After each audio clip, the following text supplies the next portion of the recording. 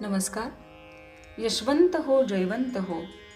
आजच्या भागामध्ये आपण ओम परमहंस श्री सद्गुरू यशवंत बाबा यांचा जन्म इतिहास, बालपण व भ्रमंती श्रवण करणार आहोत.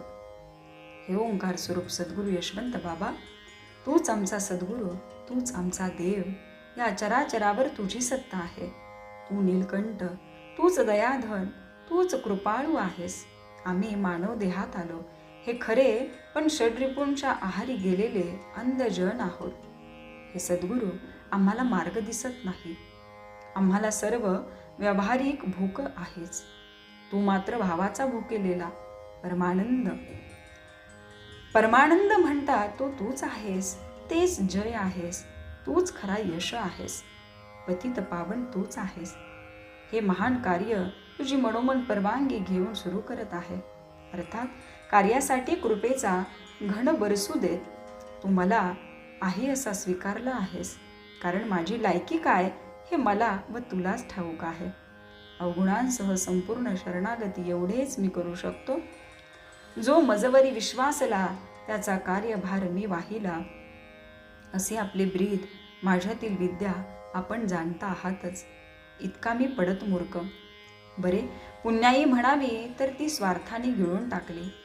पापाचा महामेरू तो मीच, मग माझ्याजवळ चांगलं काय आहे?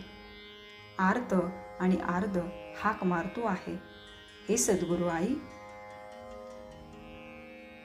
हे सत्कार्य करून मला पापमुक्त होऊ दे, ही तुझ्या चरणी नम्र प्रार्थना.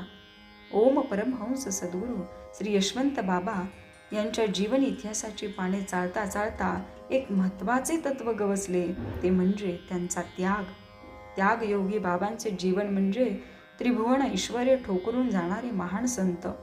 कुठल्याही भागात कधीही अडकले नाहीत असे ते सिद्धरूपी यशवंत बाबा. जोपर्यंत ऋण तोपर्यंत संबंध. मातृदेव भव, पितृदेव भव, आचार्य देवो भव. या ऋणातून मुक्त झाल्याबरोबर त्याच क्षणाला जगाच्या कल्याणा, संतांची विभूती या न्यायाने ते आपला देह चंदनासारखे झिजवत राहिले. निरपेक्ष वटवृक्षासारखी सावली देत राहिले. धन्य ते मायनी ग्राम. श्रवण करूयात.